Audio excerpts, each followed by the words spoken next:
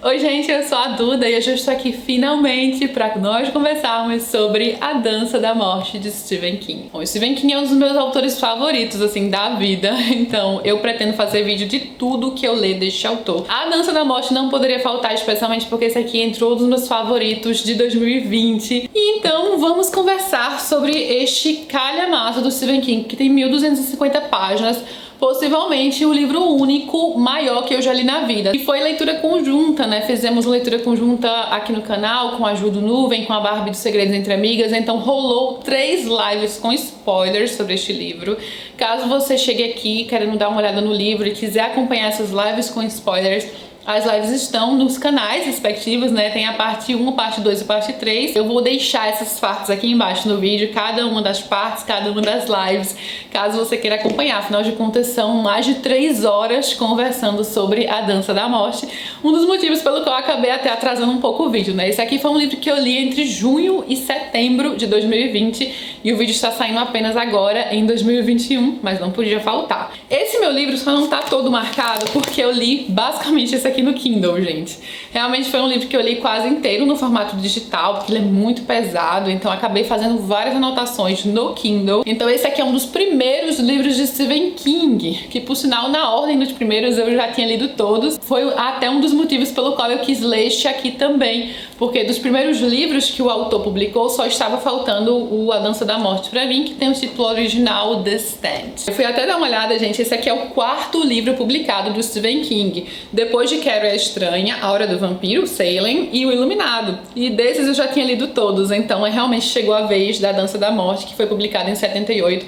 Logo depois desse, inclusive, saiu A Zona Morta, de 79, que eu também já tinha lido, por sinal foi o meu primeiro livro do Stephen King, né? Meu primeiro contato com ele. Então mais um motivo pelo qual eu queria ler este aqui, para ter contato realmente com todos os primeiros livros lançados. E esse é o primeiro grande calhamaço do autor, né, que depois ficou conhecido por seus livros muito extensos e muito longos. Sobre isso, inclusive, nós temos aqui uma introdução que o Stephen King escreveu para o relançamento do livro. É um prefácio em 2 partes. Ele menciona: quando esse livro foi originalmente lançado, por questões editoriais, de preço de livro e tudo mais, o Stephen King precisou retirar aí por volta de 400 páginas da história. Era história muito grande para a época, enfim, para eles lançarem naquela época, naquele formato. Então ele próprio foi lá e tirou algumas partes, assim, algumas passagens da história, ele fez esse corte. E depois aí, mais próxima à década de 90, o livro foi relançado na sua totalidade. Ele menciona que, na verdade, algumas coisas ele acabou deixando mesmo, que eram cortes que precisavam serem feitos, mas ele acabou relançando essa história e dessa vez colocando então a história como ele a idealizou, a história em sua totalidade, como ele achava que ela deveria ser lida, né? Então nesse livro aqui, nessas edições que nós temos hoje, nós temos a história completa, inclusive diferente da época em que o livro foi lançado, com algumas passagens retiradas. E sobre essa questão até do aprofundamento do King eu pretendo falar ao longo do vídeo.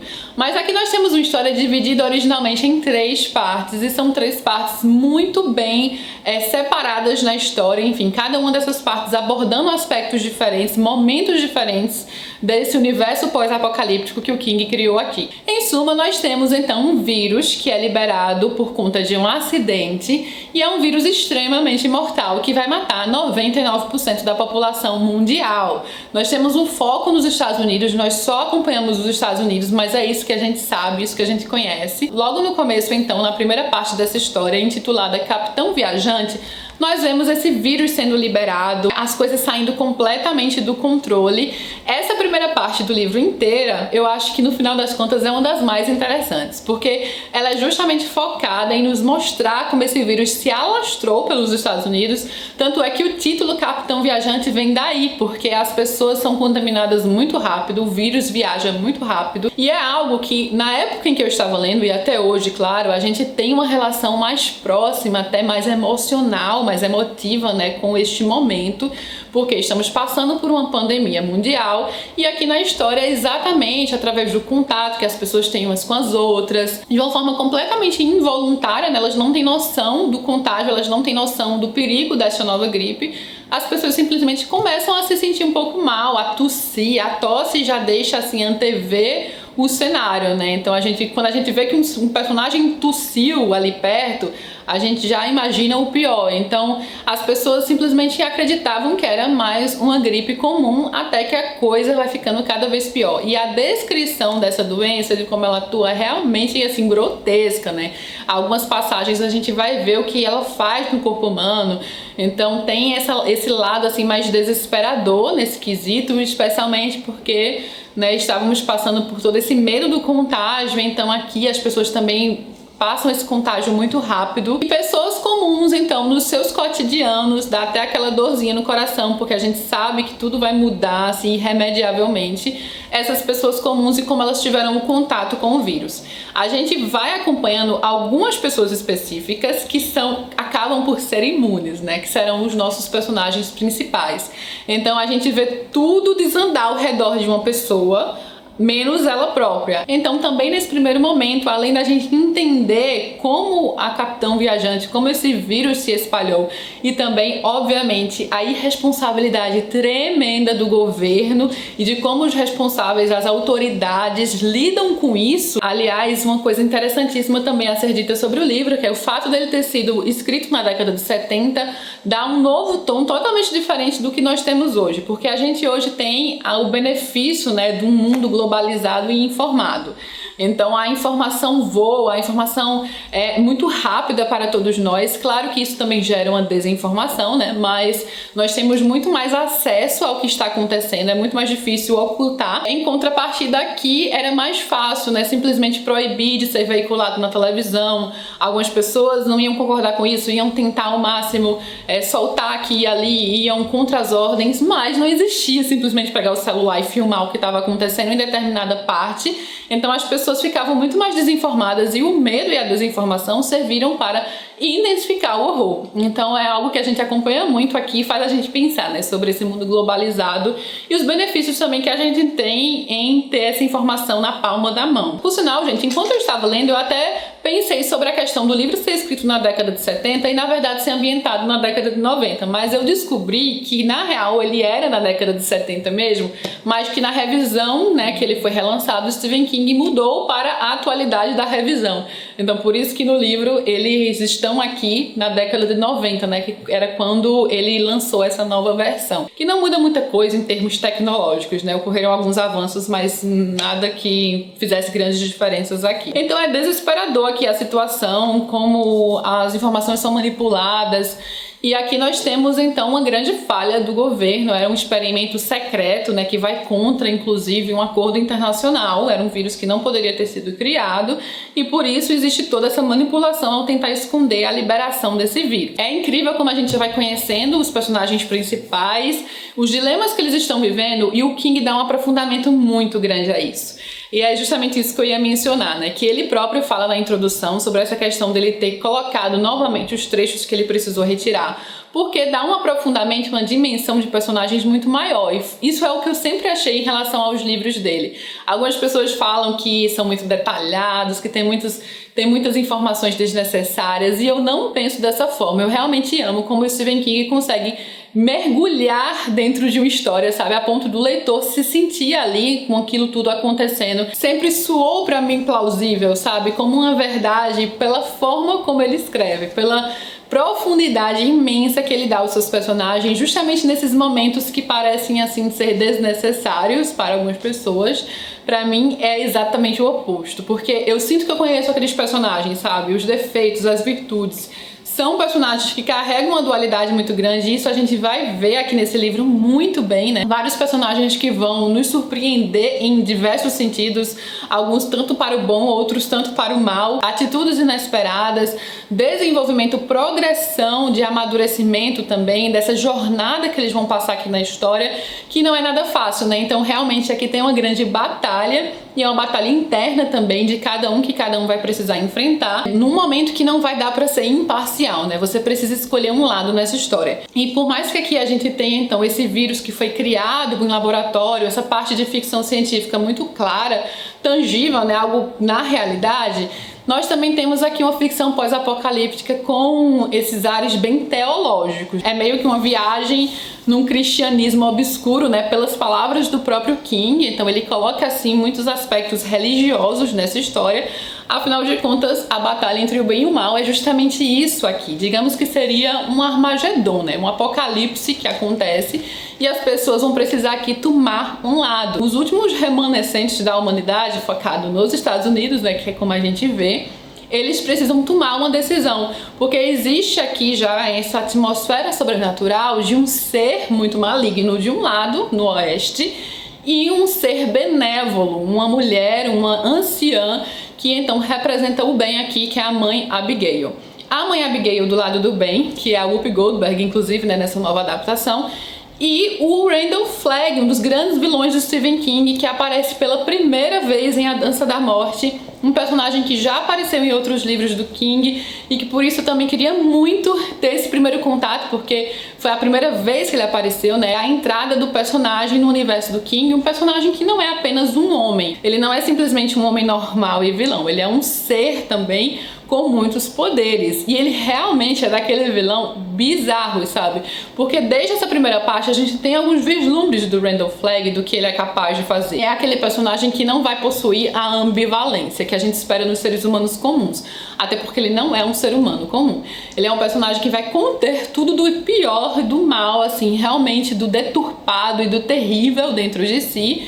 E claro, vai manipular muita gente e vai levar muitos a acreditarem nele, né? Porque é assim também que o lado do mal vai funcionar, né? Muitas pessoas acham até mais fácil, e a gente vai ver aqui isso na história, mais fácil ceder do que simplesmente lutar, ou até no jogo do poder acham mais fácil acreditar em um lado do que em outro, enfim, ou até por medo. Então, alguns personagens detestáveis aqui nesse livro acabam até surpreendendo. O King é tão incrível, gente, que até em personagens detestáveis, que tomam as piores decisões possíveis na história, a gente consegue sentir empatia. Muitas vezes aqui na história, por exemplo, ele vai mostrar como esses personagens se tornaram quem eles são, o que ocasionou também muitas daquelas atitudes desprezíveis por parte de algumas pessoas, porque muitas vezes é assim que acontece, né? As pessoas não simplesmente estão ali do nada, puf, aparecem adultas e ruins.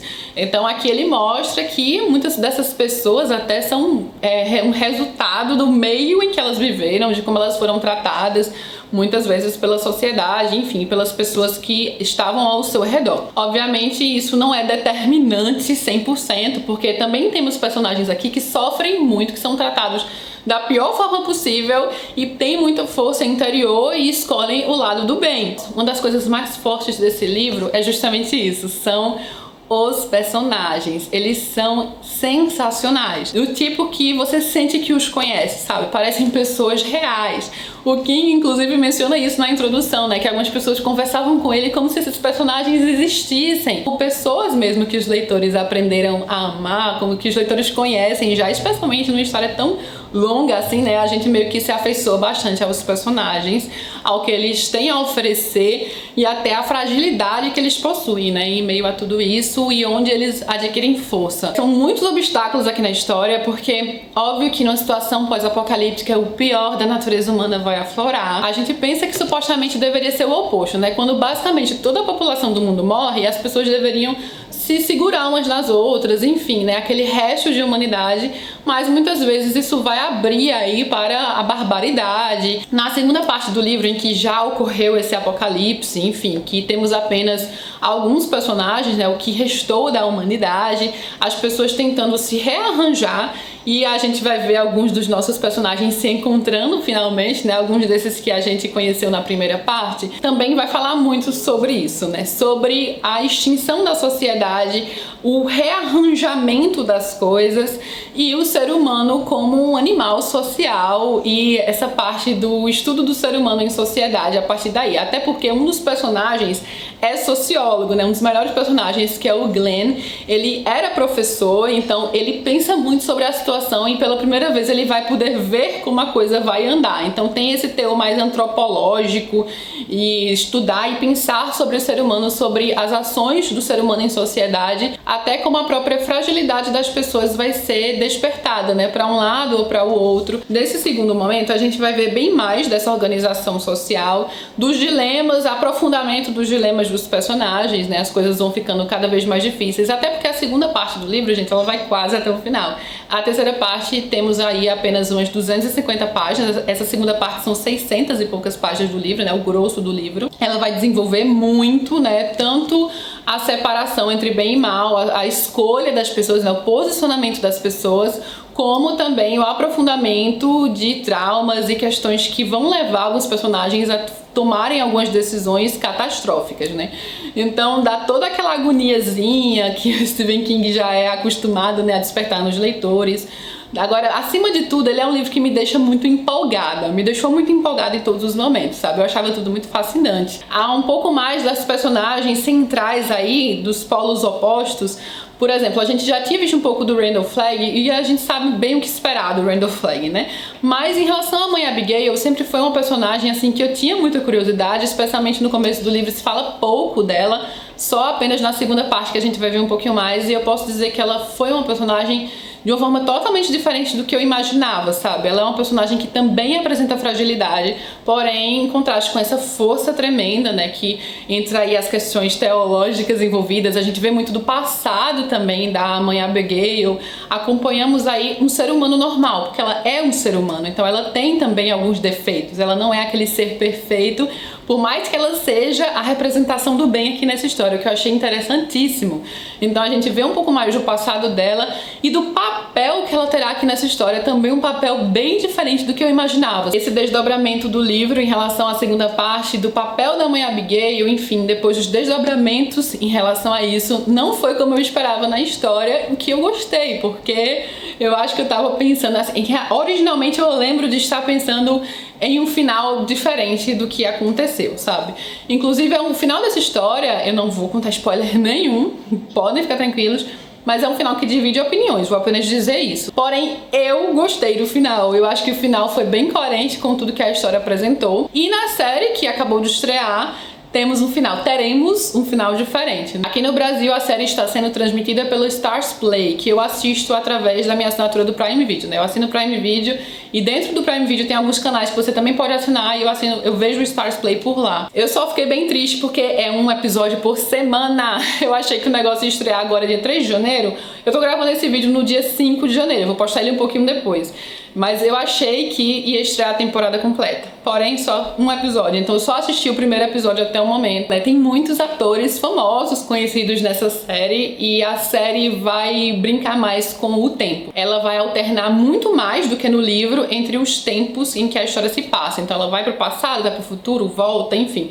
Você tem vislumbres do que vai acontecer na história muito antes de que realmente aconteça na história. Já que no livro a coisa acontece de uma forma bem mais linear, a coisa acontece de forma cronológica, realmente. Então, sim, foi um livro que me trouxe, assim, muitas surpresas, que outras eu adivinhei, sabe? Vocês, se acompanharem a live, vão ter uma ideia melhor disso, né? Porque na live a gente vai comentando os spoilers de cada uma das partes, nossas impressões de leitura. Mas, assim, pra mim foi uma jornada, sabe, gente? Isso aqui é uma batalha épica. É um livro que vai estar aí com essa questão do bem e do mal no âmago da história, que vai reunir questões de ficção científica com teor sobrenatural, meio religioso, teológico, predestinado, né? Tem essa questão da predestinação muito presente aqui na história, mas ela também deixa muito claro o livre-arbítrio. Tem até uma passagem aqui que eu anotei interessante, que o personagem fala que espécie de livre-arbítrio quadridimensional, uma chance de escolher os eventos com antecedência. Até em relação justamente a essa questão dos lados, que está no próprio título do livro, né? The Stand. Então você tem que escolher um dos lados, você tem que se posicionar em um dos lados. E tem essa questão da predestinação aqui muito presente, né? Mas também deixa bem claro um livre-arbítrio que todo ser humano tem para escolher. E alguns personagens vão justamente mexer com esses limites da tentação, de poder tomar uma decisão para um lado ou para o outro, e como às vezes isso é algo irremediável. Então, assim, resumindo, para mim é um livro bem grandioso, que faz a gente refletir sobre muitos aspectos também primordiais do ser humano, tanto o ser humano em sociedade quanto fora dela, quando ele é arrancado de uma estrutura social formada, com também muito aprofundamento de personagens, muitos desdobramentos e uma batalha épica entre bem e mal, né, numa atmosfera pós-apocalíptica ocasionada pela destruição do próprio homem, né, por toda aquela questão da ganância, do poder, da sede de poder e o que o ser humano é capaz de fazer com o planeta Terra. Porque no final das contas é assim que começa. As nossas escolhas como pessoas inseridas numa estrutura social são imensamente importantes, tanto para o nosso destino quanto de outras pessoas e quem nós somos. Então tem personagens aqui que vão batalhar contra isso, né? Contra eles mesmos, contra as suas próprias predisposições, às vezes, de atitudes. Tem um personagem que vai exemplificar isso muito bem, né? Tomar decisões e reconhecer as decisões ruins e tentar mudá-las ou não, né? Porque algumas pessoas vão abraçar isso. Então faz a gente pensar sobre várias atitudes do ser humano. E é um livro incrível, daqueles livros que eu não conseguia largar, né? A gente dividiu, mas assim, a vontade que eu tinha quando eu começava a ler era ler todo de uma vez só. Então, por maior, mais longo que seja, é uma delícia de ler. Foi uma leitura que eu fiz muito rápido, sempre que eu parava para pegar para ler. Então, pra mim, tornou-se favorito, sabe? Dos favoritos de Stephen King. Tá com certeza no meu top 5, que eu ainda estou batalhando um pouco agora pra colocar em ordem, porque tem muitos favoritos no momento. Fiz questão, então, de trazer aqui este vídeo pra vocês, pra gente conversar um pouquinho mais sobre A Dança da Morte, sem spoilers, né? Porque lá nas lives tem muita conversa, mas tudo recheado e repleto de spoilers. Então vai estar tudo aqui embaixo, se você também quiser assistir as lives na ordem certinha. Caso você tenha se interessado também pelo livro, eu vou deixar o link da Amazon aqui embaixo. Vocês sabem que comprando pelos links que eu deixo aqui, vocês ajudam muito o canal. E vamos conversar agora sobre A Dança da Morte. Vou adorar saber o que vocês acharam aqui nos comentários. E vou deixar aqui em cima também a playlist de Stephen King, já com os vídeos de King que tem aqui no canal, alguns, caso vocês queiram dar uma olhada. E se gostou, não esquece de curtir, isso é bem importante para ajudar na divulgação do canal. Se inscreve para receber sempre os vídeos em primeira mão e comenta aqui embaixo, tá? Beijo enorme a todos e até a próxima!